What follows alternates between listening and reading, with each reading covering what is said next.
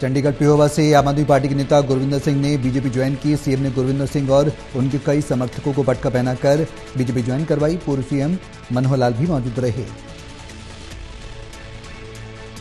कुलदीप बिश्नोई ने बीजेपी से नाराजगी और कांग्रेस में ज्वाइनिंग की अटकलों पर बयान दिया। ट्वीट कर कहा, यह सब अफवाह है। मैंने संघ परिवार और बीजेपी का साधारण कार्यकर्ता बनकर काम किया।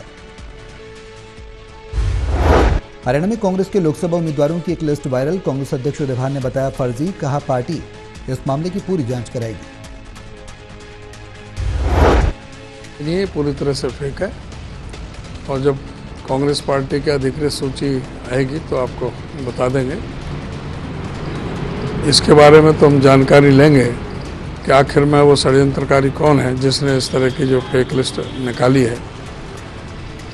मैं इसका पूरी तरह से खंडन करता हूं। हरियाणा में कांग्रेस पार्टी के टिकटों में देरी के सवाल को लेकर कुमारी शैलजा ने जानकारी दी।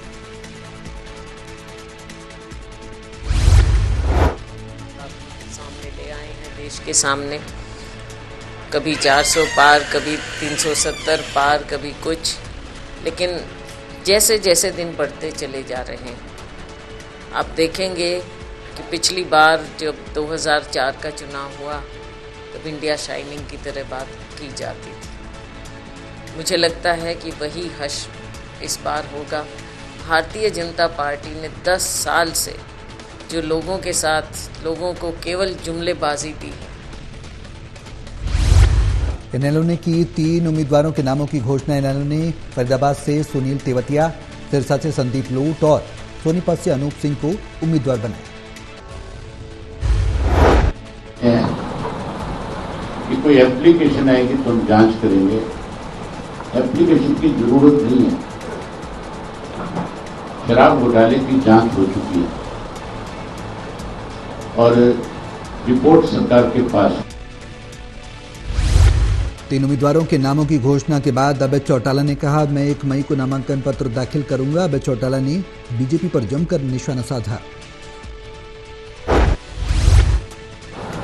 वो से ये बातें शोभा नहीं देती कि वो इस तरह की बात कहे।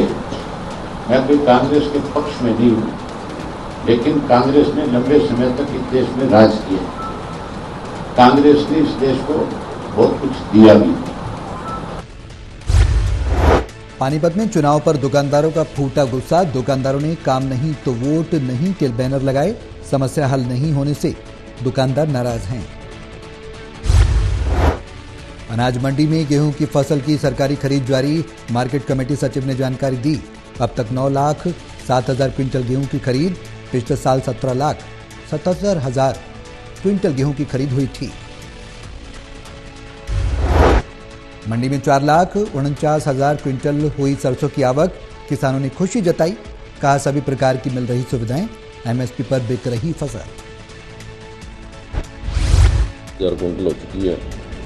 अब तक टोटल पिछले साल 17,71,000 क्विंटल आई थी, उसके अगेंस्ट 9 लाख क्विंटल आ चुकी है। सरसों लास्ट ईयर 3,32,000 क्विंटल थी, फिलहाल 4,49,000 क्विंटल आ चुकी है। उठान कार्य सरसों तो मतलब 58% उठ गई है और जो गेहूँ है, गेहूँ अभी 34-35% उठी है। किसानों का रेल रोको आंदोलन जारी। मेल एक्सप्रेस और पैसेंजर ट्रेन मिलाकर 788 ट्रेनें प्रभावित। बाकी ट्रेन के बदले गए रूट।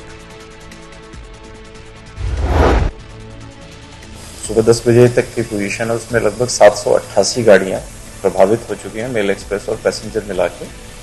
इसमें 152 मेल एक्सप्रेस ट्रेनें कैंसिल हुई हैं और 35 ट्रेनें शॉर्ट ओरिजिनेट और 40 शॉर्ट।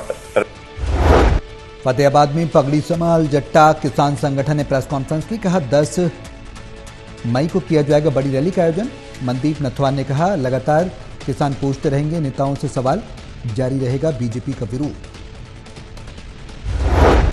तो मुख्य मुद्दा है कि आप ही जान रहे हो लोकसभा के चुनाव हो रहे हैं। लोकसभा के चुनाव में भाजपा जो है पुलिस के बल पे लोगों को डरा रही है। जेल में बंद किसानों की रिहाई की मांग को लेकर डटे किसान। आम जनता को भारी दिक्कतों का करना पड़ रहा सामना।